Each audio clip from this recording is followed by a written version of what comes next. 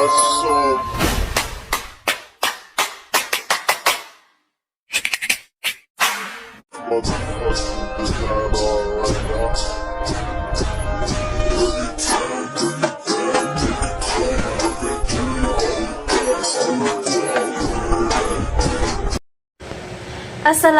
warahmatullahi wabarakatuh. Perkenalkan, saya Eri Rahmaningrum dengan NIM 22404065 dari Prodi Akuntansi Syariah Fakultas Ekonomi dan Bisnis Islam. Nah, pembuatan video kali ini guna untuk memenuhi tugas pra-UAS saya dalam matkul aspek hukum dalam bisnis. Nah, pembahasan yang akan saya bahas dalam video ini yaitu tentang hukum perjanjian. Nah, dalam pembahasan hukum perjanjian ini, saya akan membahas tentang MOU, EMOU, dan juga implementasi contoh dari kehidupan sehari-hari dalam hukum syariat Islam.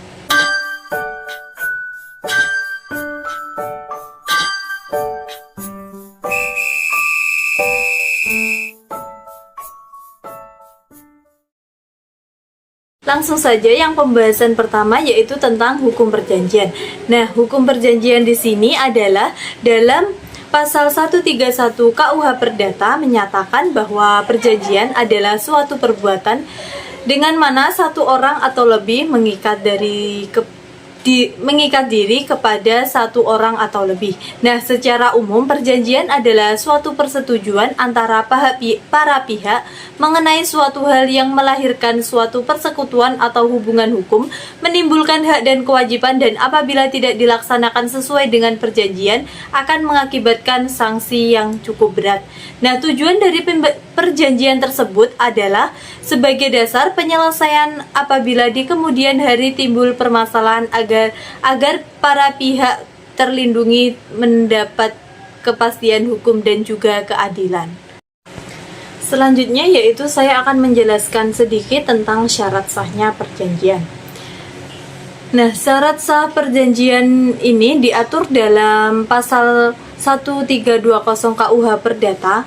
Dalam pasal 1320 tersebut menentukan 4 syarat sah perjanjian. Yang pertama, adanya kecakapan untuk membuat suatu perikatan.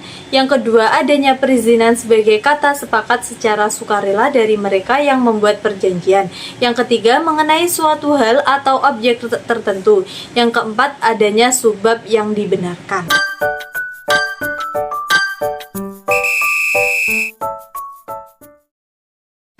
Nah, saya kira tentang hukum perjanjian sudah cukup jelas. Langsung saja kita ke pengertian MOU.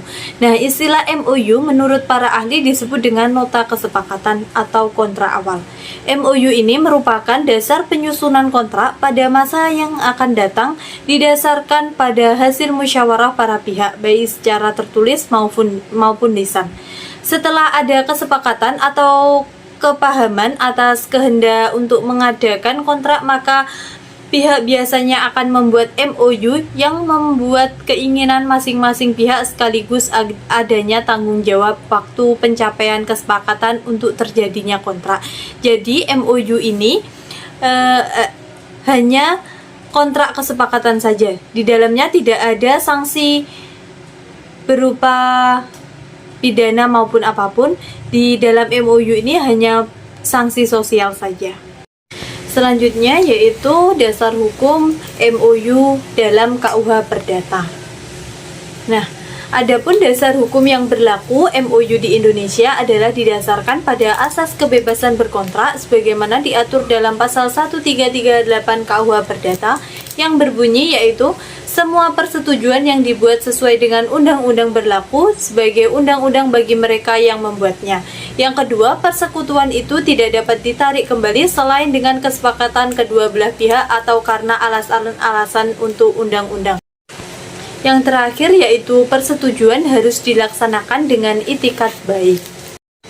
Selanjutnya yaitu dasar hukum dalam Al-Quran.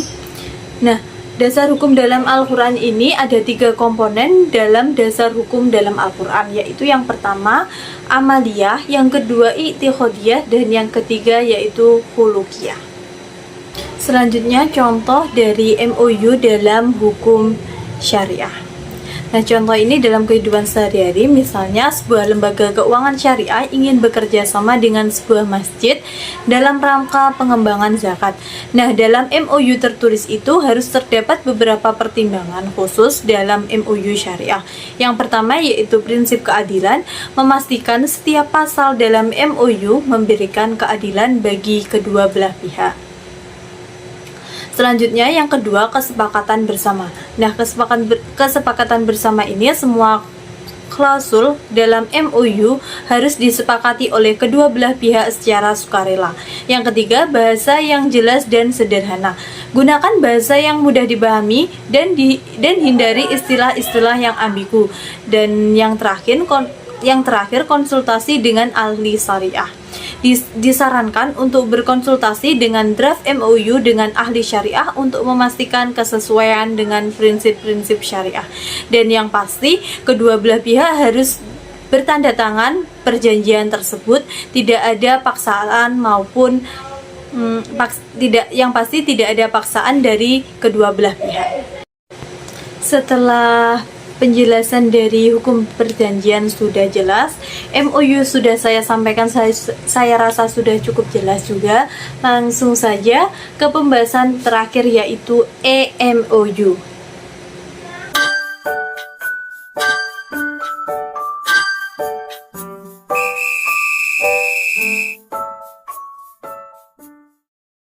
Nah, EMOU ini adalah bentuk modern dari MOU yang dibuat dan ditandatangani secara digital.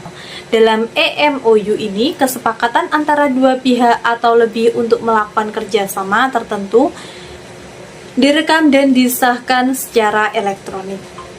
EMOU ini mencerminkan perkembangan teknologi informasi dan komunikasi yang memungkinkan proses pembuatan, penandatanganan, dan juga serta penyimpanan perjanjian dilakukan secara elektronik, mengurangi ketergantungan pada dokumen fisik. Namanya sudah EMOU, jadi semua serba elektronik. Selanjutnya, dasar hukum dalam EMOU. Nah, dasar hukum yang saya akan sampaikan terlebih dahulu yaitu dalam KUH Perdata. Untuk EMOU, selain merujuk pada pasal 1320 dan pasal 1338 KUH Perdata, juga merujuk pada Undang-Undang ITE pasal 1 angka 17. Undang-Undang ITE mengakui keberadaan perjanjian yang dilakukan secara elektronik atau digital. Pasal tersebut menjelaskan bahwa kontrak elektronik adalah kesepakatan antara pihak-pihak yang dibuat melalui sistem elektronik. Selanjutnya yaitu contoh implementasi dari EMOU. Nah, contoh dari implementasi EMOU ini saya mengambil dari kerjasama antara masjid dan lembaga zakat. Nah, tujuannya untuk mengoptimalkan penyaluran zakat dan juga meningkatkan kesejahteraan masyarakat. Ini contoh ini sudah saya sampaikan pada MOU, sama contohnya, hanya saja sebenarnya sama MOU dengan EMOU ini, hanya EMOU ini berbasis elektronik. Nah, dalam kerjasama ini walaupun contohnya sama, tetapi dalam penerapannya EMOU ini pastinya dalam elektronik. Jadi dari segi tanda tangan dan juga kesepakatannya ini berbasis elektronik. Akan tetapi dalam perjanjian ini sama, harus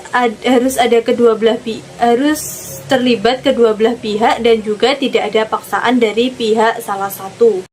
Harus clear dan juga sepakat kedua belah pihak tersebut, tidak ada paksaan.